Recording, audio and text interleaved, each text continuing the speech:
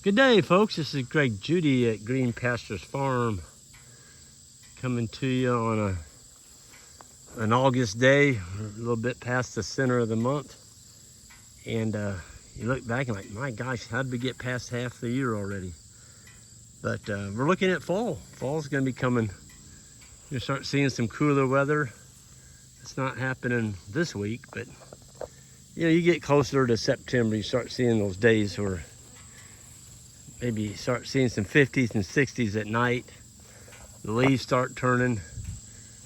The squirrels are just hammering the hickory nuts. Here comes the steers and the bulls. I like to get them moved early in the morning while at least it's only 85 instead of 95. Last night it didn't cool down. Went out at 10 o'clock last night. It was still 92. And that's typical for Missouri in August. It's always that way. It's just the humidity and the heat. It's part of the deal. And we make it through it, and then we get rewarded. There's a nice looking white-faced bull. He's sold. He's leaving next week. Yep. He's going to be somebody's herd sire. He's a nice bull. Got a good build to him.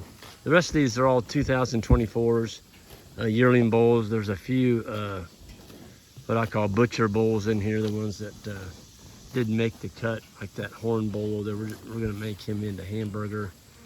So if anybody's needing hamburger, grass finished 100% hamburger, we're gonna have 2 or 3 of them. And get a hold of Jan. Just go to our website and she can fix you up. Folks, there's nothing like grass finished hamburger. It doesn't, when you cook it in the skillet, you don't end up with an inch of lard, fat. And they haven't been fed any grain, of course. It's just all grass. But it's really good burger. And on a bull, if you think he's gonna be a little bit tough, if you grind the whole animal, once you grind them into hamburger, it's all tender. So we've cut bulls up into normal cuts like you would a steer, and shoot, we're eating on one right now, about as tender as meat as I've ever ate. Even the ribeyes, the T-bones are just really good. Anyway, I had a wire across behind us right here. So the bulls and steers are on that part of the paddock, and this morning I rolled the wire up right here by the cedar tree. I'm really fortunate on this farm. We do have tons of shade. We're gonna need it in the next week. It's hot, and the heat, the sun, the humidity. If you can get your cows some shade, they just gain better, If they're comfortable, they're gonna gain weight. If they're hot and they see heavy breathing and it just seems like they're under stress from the heat, they're probably not gonna gain any weight that day. And so we're in the weight gaining business. We want them to gain weight every day. If we're gonna turn them on this type of grass twice a day, 2 moves a day, we want them to be putting weight on. Otherwise, it's not productive. It's not profitable to move your animals if you can't put weight on them because you've got them heat stressed. So, yeah, but this is going to be a good nut year. There's lots of acorns. The squirrels have already cleaned all the hickory nuts off of this tree. I see a few up there, but the house, we have 2 big hickories at the house, and they're just loaded. They're so heavy with hickory nuts that the limbs are touching the ground. And I'm gonna go over this morning and harvest peaches.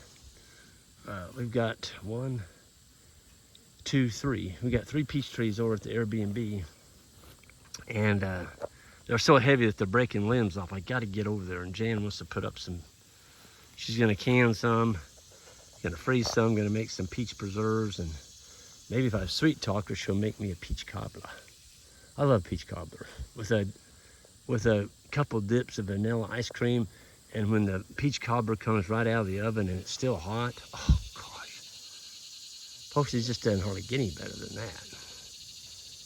Yeah, I would say peach cobbler is one of my weaknesses. I just kind of like it. I remember back in the days when I was single, that's one thing I learned how to make was peach cobbler. And I would make up a great big dish of it. I might even make 2 of them.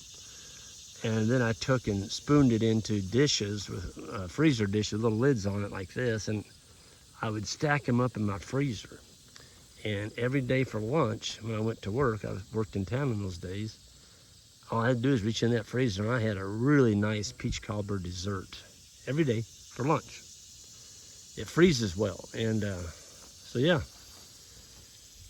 The way I looked at it, folks, I worked in town all those years. Every day that I could bring my lunch to work with me, I'd say I was probably one of the few that did that. Most of them went out to eat every day.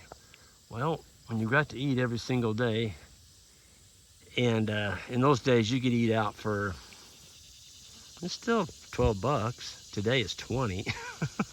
I'm talking, it's crazy, but yeah, in those days you could still eat out for 10 to 12 bucks. But you add that up, and we got paid every 2 weeks. So 10 days of going to work at $10 a day, that's $100. Came off your paycheck.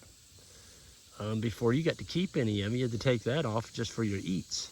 Well, heck, I could make a lunch, whether it was,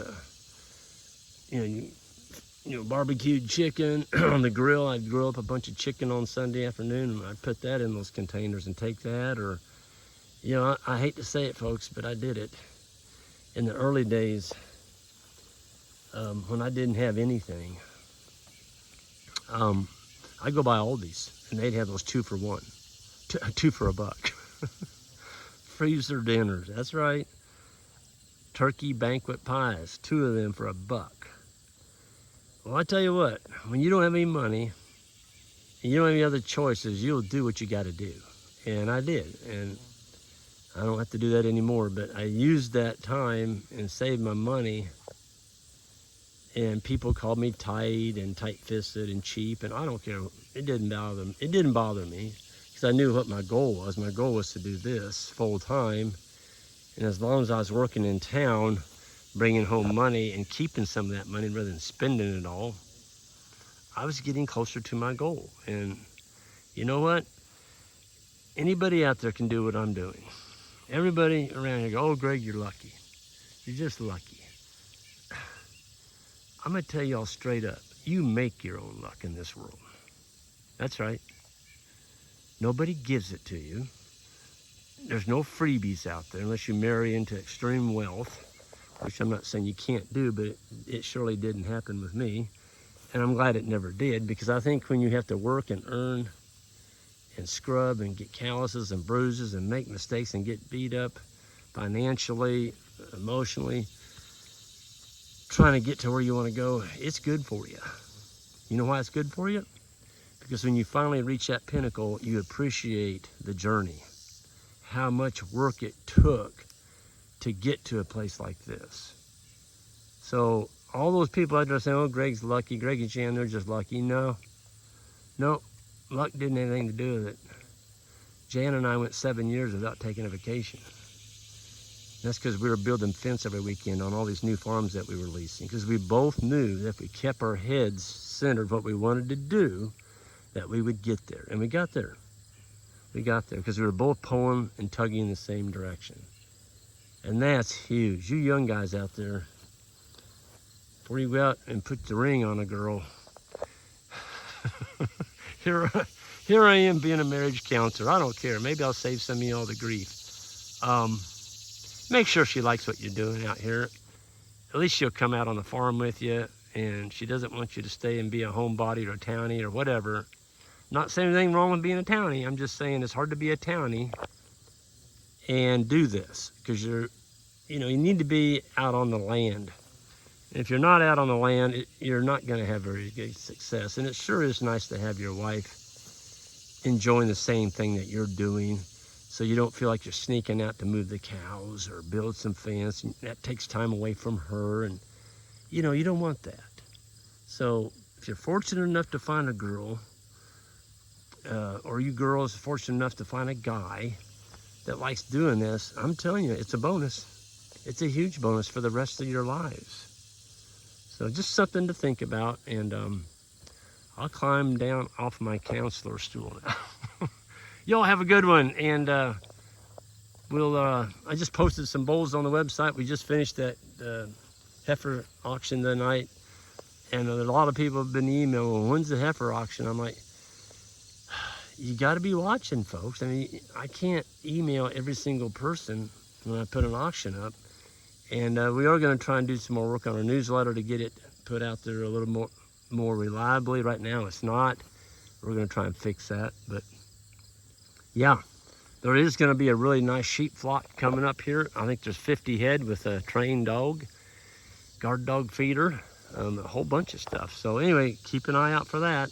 That's going to be coming up probably in the next week, and toward the 3rd week of August or so. Y'all have a good one, and go to greenpasturesfarm.net if you're interested in a beef. And it's going to be a solid 100% grass finished bull. It'd be all hamburger. That's what we're going to sell them as, is hamburger bulls. So if you buy one, it's going to be ground up like that. Anyway, it's good stuff. Y'all have a good one, and we'll see you down the road.